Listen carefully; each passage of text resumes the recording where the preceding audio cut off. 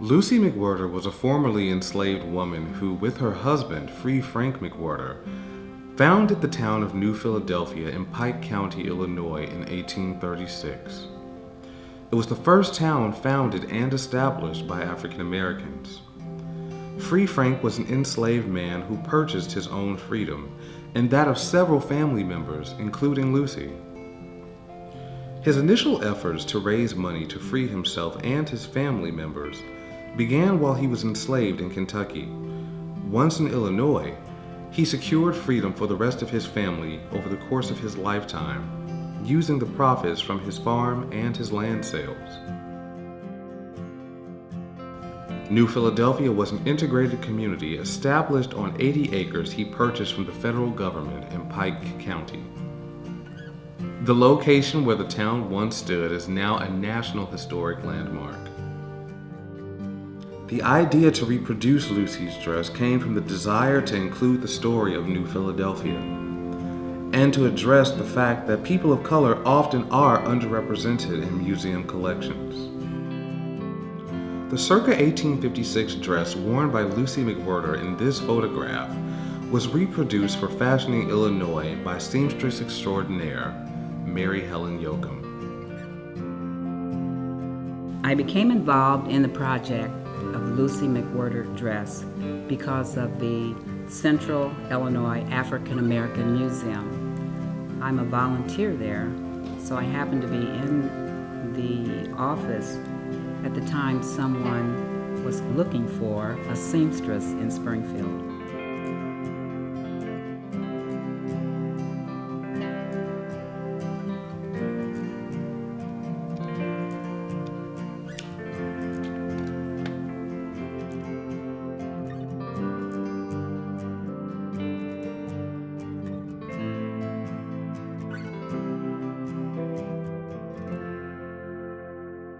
I have never made period or historic clothing before.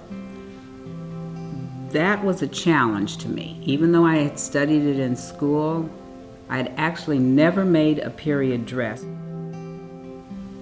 Looking at the dress when it was presented to me, I could tell that the material had to be thin enough to accomplish what I needed to do with the dress.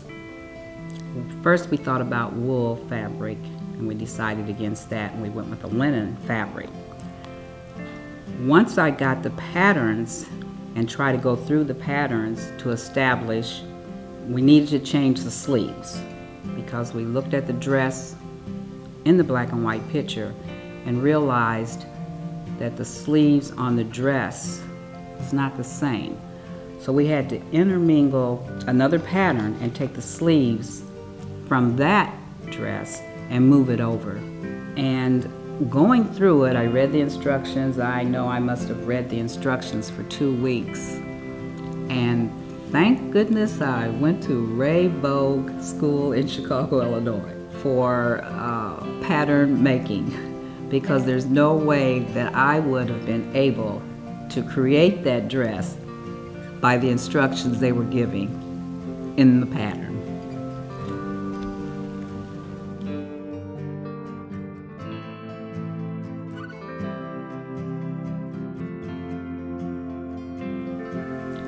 In making the dress, with the material being so heavy, I had to make sure that I could space my time. With the front of the dress being that it was very gathered,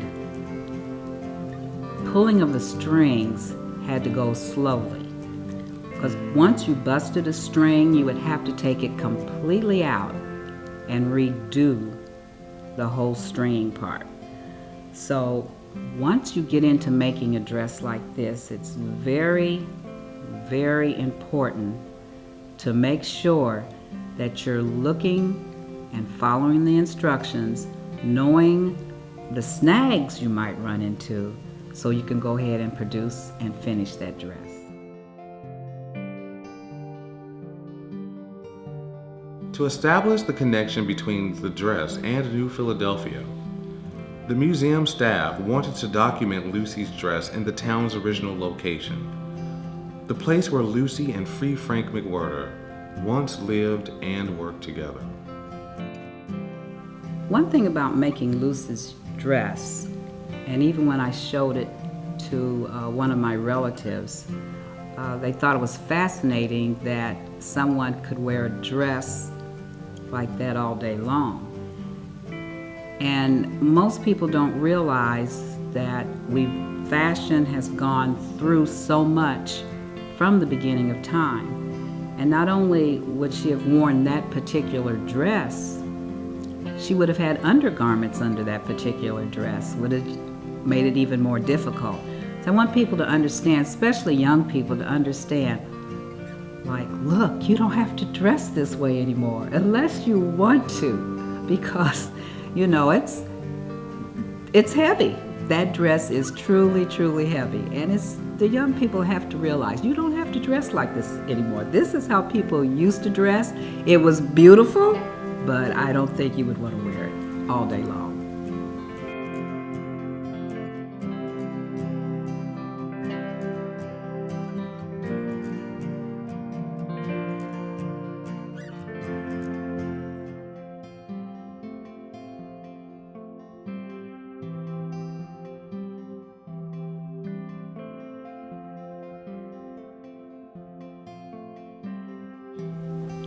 When we talk about fashions, and Lucy McWorter, she was a very important part of Illinois.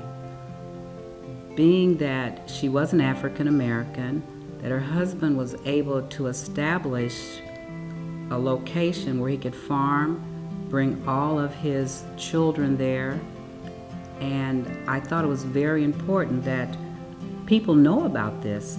Because growing up, I had no idea about Lucy McWorter and the establishment in New Philadelphia. So I think it's very important for Illinois and people of other states to look at this and say, wow, there were people that were doing well. There were people that had established themselves and they were trying to make a better life for them and their family and the community. The community Free Frank McWorter formed, known as New Philadephia, was partially dissolved in 1885, although a handful of families continued to reside there well into the 20th century. A decade of archaeological exploration in the early 2000s taught us a lot about how people lived in the past, but keeping the memory of Free Frank and Lucy McWorter alive still remains a challenge. There are no pictures of Free Frank, who died in 1854, and no original buildings remain. The buildings at the site now are from the same time period, but were moved there and placed on existing foundations. Thanks to the dedication of volunteers like Mary Helen Yokem, museums can now tell another piece of the New Philadephia story, a story that should inspire us all to learn more.